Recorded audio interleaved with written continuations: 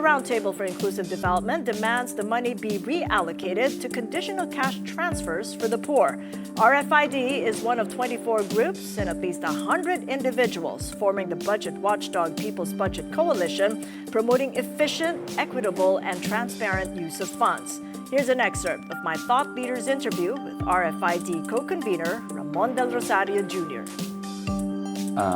We decided that it is better to address issues affecting the whole country as a group, working together rather than each of our sectors looking at the problems individually and trying to formulate ways forward. So now we're a group of 5 bishops, 5 people from academia, 5 people from business, and I think 6 from civil society. So it's a group that is interested in moving the country forward, putting our heads together and trying to come up with solutions that we can put forward either publicly or privately. We engage our country's leaders in conversations, try to influence them in terms of their thinking, or ask them what they have in mind and interact with them so that we can have discussions. So I guess from that came this awareness of all the things that are happening in our country. Kasi, Kathy, when you think about it, what is the national budget? It's the instrument through which our government decides what are the priority areas. We have very meager resources as a country. We're a poor country. We have limited resources. So our resources have to be put to good use. And that good use is defined by our national priorities in different fields, in health, in education, and national defense, international relations, everything. And that comes through the budget process. So the first thing I guess I would point out is this is a document that the President and his cabinet should really be fighting to protect because it's reflective of where we want our country to go. So when we were briefed about the 2025 budget and the preceding years, and how this thing was being mangled in various ways. Are you then saying that this didn't happen when you were finance minister in 1992-93? Totally different. So this is a new phenomenon. I think it was totally different, or maybe it was happening, but the scale was nothing close to what is happening now. Talk to us about that scale. Well, what do you think triggered that? Greed. Greed and the ability to get away with it. More and more, it became a system where everybody was in on it. The way they did it was there was something for everyone. The congressmen and the senators would connive with the executive branch so that there was percentages given to everyone along the way, including the contractors. And that's the system that evolved. And because everyone was getting a share of it, everyone decided to be tight-lipped. And it just grew and grew and grew until it became the monster that it now is. And now everybody is saying, how did this happen? Well, it happened because people let it happen.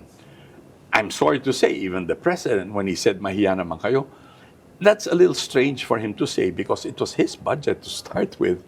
And he should have been aware of what was going on with it. And he had the opportunity to veto a lot of these things. It should have been brought to his attention by the DBM and the different department secretaries whose budgets had been mangled, so that he could have acted on it at least with full information. If he did not have the information, then his department secretaries were not doing their job. Given what we do know now, what can he do? What can you do looking forward? In the first place, make sure that 2026 is in no way a repeat of 2025. For 2025, a lot of it has already gone out, but there are certain projects, I think the ICI and the new DPWH secretary has said, stop where you can stop. Let's review those projects. For example, flood control is not something that you do out of the blue. And which continues on, as the coalition says, in the 2026 national budget. That's why we took it upon ourselves to speak up. Speak up and say that there's 230 billion pesos of, quote, pork barrel insertions. How did you come up with that number? In the 2026 budget, the work of CS, of our Ken Abante and his team, are doing marvelous work. They are really sifting through the budgets, talking to their insider friends, monitoring what's happening in the deliberations in the House, and that's going on right now, and making it their business to understand what's taking place. And based on what they know so far, there's again 230 billion pesos in the current 2026 budget that is there in the House version so far. It's not yet enacted into law. It can still be stopped. And we're speaking out now precisely to say, wait a minute, you're going to do it all over again. But this time, it's not so much in infrastructure. It's in social programs. And the way it's being done in social programs, there are all kinds of items that make it sound like these are highly needed programs. Programs to assist the underserved people, etc., or the indigenous people. There are titles to these programs that make it sound like they should be high priority. But in reality, they're designed as pork barrel type projects, and that's what we're saying. At the very least, we're saying, please take a close look at these programs now and put a stop to this idea. Our main idea is transfer, if you want to do social programs, and we do need social programs to assist the underserved sectors, put them into programs like the 4Ps, which is rules-based and based on very specific guidelines as to who is entitled and how the program works. 4Ps, as you know, is conditional. The mother, for example, has to go through medical treatment. The kids have to go through a feeding program. All of these are tied together, and after all of that's complied with, then they are entitled to certain amounts. And it's a fixed programmed amount, and every month it takes place. They don't have to beg for it. It takes place as long as they comply. There is a way of structuring this program so that it is that type of a program. Are you getting heard, though, that this is the way to go? Because as far as the civil society organizations are concerned, they've just been given observer status. They've really wanted to be resource persons, but...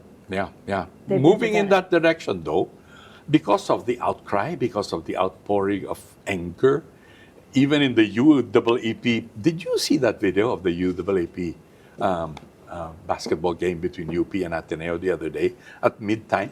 At midtime, instead of just cheering, at the end of the cheering, the Ateneo guys opened their shirts and each of them said, "Ikulong ang kurakot." And then the UP guys started chanting, "Ikulong ang kurakot," something like that. And it went on and on. It became such a loud cheer. People are really angry. And I think our legislators are sensitive enough to that they are at least listening to people who are saying, enough already. As a start, can you please make sure that 2026 is not going to be 2025 all over again? So I think they're listening. I think guys like Ken Abante are making their points heard. Some of us, a small group of us, met with some leaders of the Senate last night to talk about these things precisely. That's what we do. Because of the composition of our group, we are able to reach out to the leaders of Congress if we need to, or even of the executive branch, when we request meetings with them, particularly if it's in the name, for example, of Cardinal Lambo or Archbishop Sok, etc., and some of us, and Senator Frank Drilon. They gave us a hearing naman.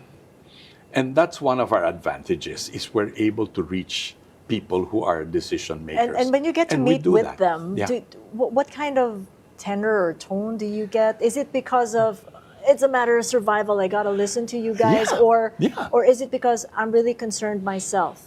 Well, both. Depends on who we're talking to, and some of them are sincere that they really care about these things. Are they a minority, though? Let's say there's a growing number of them, I think, who are sincerely wanting to do the right thing. But some of them are really in a defensive mode because they see the boot. I guess part of the tone is we need to preserve our democracy. But we're being very clear about our position. Stick to the Constitution. Let's not fool around with extra constitutional ideas all over again. Let's make our democracy work, is what we're saying. And to make it work, we start with 2026 budget. Let's not repeat 2025. The other thing we're pushing for is let's give this ICI more power to do what they're supposed to do. People need a certain measure of transparency, certain measure of accountability. They need to see that the wrongdoers are held to account for what they've done, and to bring out all the facts as much as possible. People are And right wanting the now, big fish. Are we ever going to absolutely, get there? I am hoping for that, and we're saying you need to get. You How can we cannot help get away. get that? You cannot. We've been saying you cannot get away with all of this and think that you can get it done by just going after district engineers. They're big fish. They're big enough fish, but I think you got to go beyond that. You've got to go to legislators, very senior people. And they're saying, well, that's the direction. Did you expect the people to go out there in the streets on the 53rd anniversary of martial rule on September 21st? A lot of people came out on September 21st, yeah. Did you expect that to happen? I think it will continue for as long as people are not happy. I think the anger is there very much. The sad thing is there are also people who are exploiting this thing. That's why it is important for those who have the powers to realize that there is a serious problem facing our country, that they cannot shrug their shoulders and say it will pass. We don't think it will. You really need to show serious intent to change things and reform. As far as perceptions are concerned, it's really a culture of bribery that one would like to demolish. I was just looking at the World Value Survey. It's the seventh wave. Yeah. This was published by the Straits Times just last September 25th. And it said only 3 in 10 Filipinos believe bribery is never justifiable. So that makes the Philippines one of the most tolerant countries toward bribery in Asia, compared to the likes of the Japanese, Indonesian, Much Thai, fewer. Singaporeans, much fewer, because outright rejection of bribery is nearly universal. Isn't that sad? That it's become part of our culture, that it's a way of life, that it's something you can't do anything about. You shrug your shoulder and say, that's the way it is. But that's not the way it needs to be. That's not the way it is moving forward. I go back to what we were talking about earlier. The reason we are poor as a country is because so much of our resources go to waste. If you look at our poverty index, it looks like it's gone down from the mid-20s long ago. We're now to about 15% or so, which looks like progress. But progress is deceiving because when you look at these numbers, it's GDP divided by population, di ba? And so on a per capita basis, you've grown and your per capita income has gone above the minimum you need for sustainability. But the problem is the income in our country is not well distributed. All of that growth in our economy has gone to a few people. The few rich people who have amassed unconscionable wealth are lording it over the millions of people who continue to be very poor. And that's why this is so infuriating when you see the magnitude of corruption taking place and people benefiting from this corruption, displaying it on television, in lifestyle programs, and people admiring them for what they are and what they do. That's a terrible statement against, I guess, our society and what we hold up as values we esteem. I think we've got to wake up as a people and say, we deserve better than this. And we start, again, we're focused on the national budget because that's where our resources allocation starts. And if we don't do that properly, we will continue wasting the limited resources that we have. In the meantime, that's why it's so important for people to understand what's going on. Yeah? What they understand is deserve better, we should. So some lawmakers out there are asking for tax holidays, maybe as a form of relief, or maybe as a form of support, stimulus. What do you make of it as former finance minister? Well, first of all, it's very costly to the economy as a whole. Rather than tax holiday, how about corruption holiday? How about a holiday against all of these things that they're doing, all of this patronage politics. How about that?